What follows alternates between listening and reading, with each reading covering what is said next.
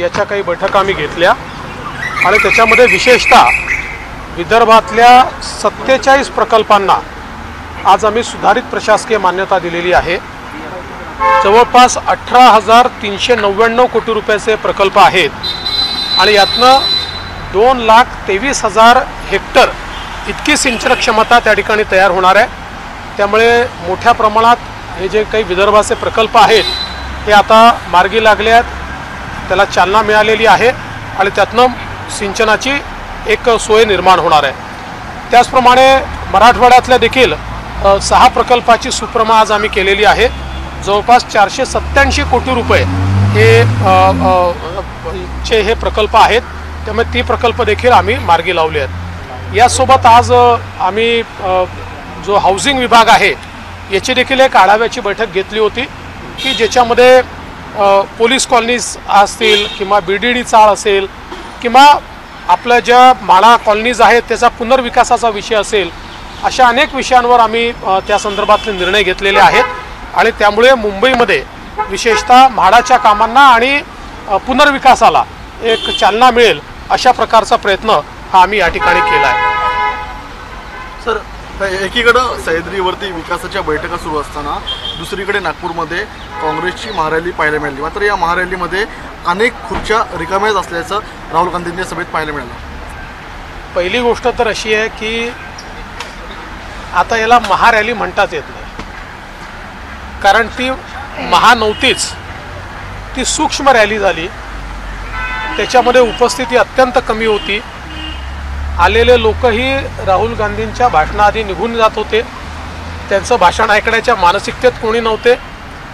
खरं म्हणजे त्यांनी याची थीम ठेवली होती, है तैयार हम। आता हे कशाकरता तयार आहेत हे काही आमच्या लक्षात आलेलं नाही, पण हे जे है तैयार हम हे म्हणतायत, लोक म्हणतात हम तैयार नहीं है और हम तुमको सुनना नहीं चाहते। पण मला एका गोष्टीचं आश्चर्य वाटलं, या देशामध्ये अनेक आमचे शूर राजे आणि राजघराणे यांनी इंग्रजांशी संघर्ष केला, अनेकांनी आपलं स्वत्व टिकवून ठेवलं आणि आज राहुल गांधी सरसकट असं म्हणाले की देशातल्या राजांनी इंग्रजांशी साठगाठ केली होती। अशा प्रकारे या राजघराण्यांचा अपमान करणं हे अतिशय चुकीचं आहे आणि मला असं वाटतं की हे काही महाराष्ट्रात किंवा देशात कोणी सहन करणार नाही। महत्त्वाची उद्योगाच्या संदर्भामध्ये तुम्ही आकडेवारी सगळी जाहीर केली होती, कसं, कारण की विरोधक टीका करतात या सगळ्या आकडेवारी। पहिल्यांदा तर मला अतिशय आनंद आहे, मी मागच्याच वर्षी सांगितलं होतं की FDI मध्ये पुन्हा महाराष्ट्र पहिल्या क्रमांकावर येईल। महाराष्ट्र पहिल्या क्रमांकावर तर आलाच, पण जे आपले त्या अर्थाने प्रतिस्पर्धी आहेत, कर्नाटक आणि गुजरात यांच्या एकत्रित गुंतवणुकीपेक्षा देखील जास्त गुंतवणूक ही महाराष्ट्रामध्ये आली आहे। आपण जर बघितलं तर साधारणपणे या ठिकाणी 23-24 मध्ये एप्रिल ते जून आणि त्याचा पुढचा आकडा जर आपण बघितला तर 65,502 कोटी इतकी गुंतवणूक आपल्याकडे आलेली आहे आणि एकूण ती 1,18,422 कोटी रुपये एवढी गुंतवणूक आपल्याला 22-23ची त्या ठिकाणी पाहायला मिळते। त्यामुळे एकूणच हे सरकार आल्यानंतर प्रचंड मोठ्या प्रमाणात गुंतवणूक या ठिकाणी येते आणि आज आमचे विरोधी पक्षनेते अंबादास दानवेजी यांचं ट्विट मी बघितलं आणि त्यांनी सांगितलं की आमचा काळही याच्यामध्ये आहे। काल जी आकडेवारी मी त्या ठिकाणी ट्विट केली आहे ती आकडेवारी आमचं सरकार आल्यानंतरची आहे, त्यांच्या काळातलं मी धरलेलं नाही आहे। उलट त्यांच्या काळातली आकडेवारी सांगतो, 21-22 हे जे प्युअरली त्यांचं वर्ष आहे त्या वर्षामध्ये कर्नाटकाची गुंतवणूक ही 1,63,000 कोटी आहे आणि महाराष्ट्राची 1,14,000 कोटी आहे। म्हणजे जवळपास 50,000 कोटी रुपयांनी आपली गुंतवणूक कर्नाटकपेक्षा कमी होती आणि पहिल्या क्रमांकावर कर्नाटक होतं।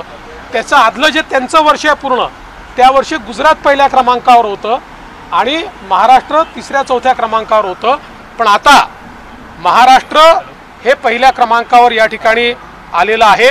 आणि म्हणून मी जसं सांगितलं की मोठ्या प्रमाणात आता महाराष्ट्रामध्ये अगदी आमचा कार्यकाळ बघितला एप्रिल 22 पासून तर सप्टेंबर 23 पर्यंतचा जर कार्यकाळ आपण बघितला तरी, कारण आपल्याला एप्रिल पासून तिची आकडेवारी मिळते, पण हा जवळपास सगळा आमचा कार्यकाळ एखाद महिना सोडला तर 1,83,924 कोटी रुपये इतकी गुंतवणूक ही थेट परकीय गुंतवणूक आलेली आहे। त्यामुळे महाराष्ट्राने पुन्हा एकदा थेट परकीय गुंतवणुकीमध्ये आपला पहिला क्रमांक जो मी मुख्यमंत्री असताना होता आणि जो उद्योजींच्या काळात गेला होता तो पुन्हा प्राप्त केलेला आहे। पुण्यामध्ये पुण्यामध्ये कोयता गँग पुण्यातल्या कोयता गँगचा पुन्हा एकदा सक्रिय झालेलं कोण कोयता गँग वगैरे काही नाही आहे, कोणीतरी आपलं त्या ठिकाणी निघतं, या लोकांना आम्ही ठेचलं आणि ठेचणार आहोत। पोलिसांसमोर प्रश्न होता, आदित्य ठाकरे यांनी ट्विट केलेलं आहे की 25 डिसेंबरची डेडलाईन होती, मात्र पंतप्रधानांची वेळ मिळत नाही म्हणून पुढे ढकललं जाते, महाराष्ट्राला अपमानित केलं जाते असं त्यांचं म्हणणं आहे। पहिली गोष्ट तर ज्यांनी प्रकल्प डेड केले होते त्यांनी डेडलाईन बद्दल बोलू नये। जर त्यांच्या काळात योग्य प्रकारे प्रकल्प चालले असते तर वर्षभरापूर्वीच त्याचं उद्घाटन झालं असतं।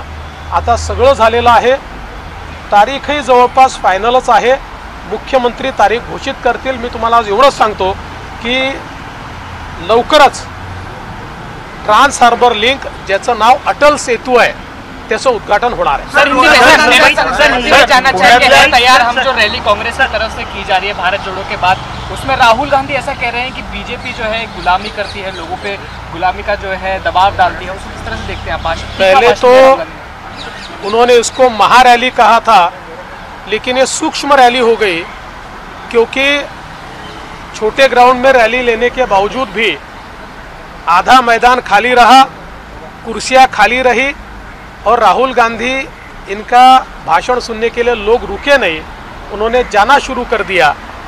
तो मुझे लगता है कि उनकी थीम थी है तैयार हम, लेकिन नागपुर विदर्भ के लोगों ने बताया हम तैयार नहीं है और इस रैली के लिए तेलंगाना से भी लोग उन्होंने लाए थे, बावजूद उसके वो कुर्सियां नहीं भर पाए।